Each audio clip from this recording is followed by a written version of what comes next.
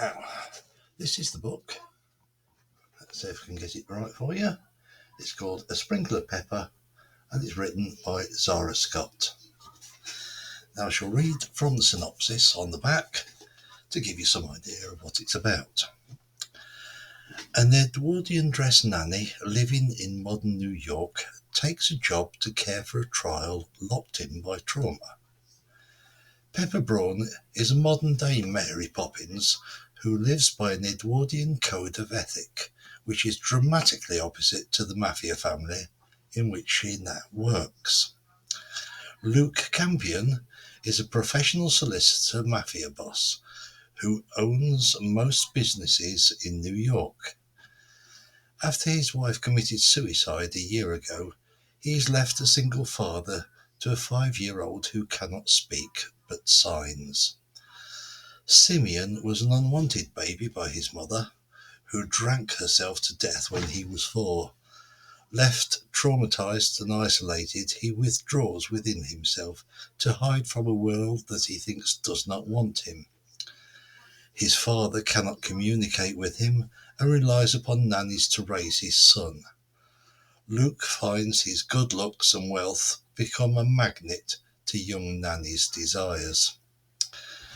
Luke Campion is furious when he discovers who his secretary has employed to be his latest nanny, and he is less than kind to Pepper, who refuses to be bullied by an absent parent. Thus begins a relationship that seesaws between the two adults. Luke is curious but hostile. Pepper is professional but confused. After she has a terrible accident, Luke realizes the relationship she has with his son is far more important than his opinion of her. Due to many various incidents, Pepper becomes entangled in mafia life and learns that whilst there is a violent side, there is also a very tender side, taught to her by the retired Don Giovanni Campion, Luke's adopted father.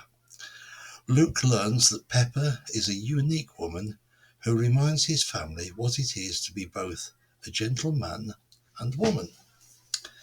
So that's the synopsis on the back of the book. Now let's have a look at a few things said by previous readers on Amazon. Right. 4-star by someone called Lamington. More spicy than Pepper. Enjoyed the story and the romance was intriguing and had a happy ending, but some gruesome parts were unpleasant. Second one from somebody called Dave, title Not Bad at All. This came from a local author, so I was keen to read it. I enjoyed it till maybe 70% through, where it became more and more a woman's read than a man's. Okay. I won't spoil the plot, etc., but expected the story to lead other places, and it didn't. This could be more to be with me being a man than the author's fault. It was a well-written and easy read. I would recommend it to women. Next one, Jill O'Flaherty. A great holiday read. I was intrigued by the synopsis, and the book didn't disappoint. A fast-paced page-turner with a beginning, a middle, and an end. Fell in love with the characters, but how would it end? Heart in mouth at times. Can't wait to read more from this talented author. That's a nice one. And this one. Oh, this is a reader in America, Mary Jane. The title is Wow. This is not the type of book I usually read, but wanted to try something different. I loved it. Was up all night reading it. Every time I went to put it down, something exciting happened. I would encourage everyone to try this book. Oh, I'm going to like her. But why am I reviewing it? Well, I know the author personally. I've been very involved in the making of the book, i.e. reading through it, making sure spelling mistakes are corrected before it goes to print, etc., etc., all the rubbish and usual stuff. But I found that I thoroughly enjoyed the book. I got my daughter to read the book and she loves it too.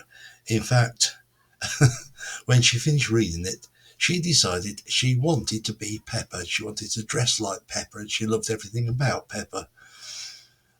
I'm not sure if that's a good thing, because she also wanted her husband to be like Luke. Now, I also have read the book, and the person I would like to be is Don Giovanni. But if you want to know why, you're going to have to read the book. So I'll leave it to you. And if you, like my daughter, decide that you want to dress and look like Pepper Braun, do me a favour, take some pictures and put them on here so we can all see how absolutely gorgeous you look. Thanks for listening, and please read the book, enjoy the book, and above all, review the book. Thanks. Bye now.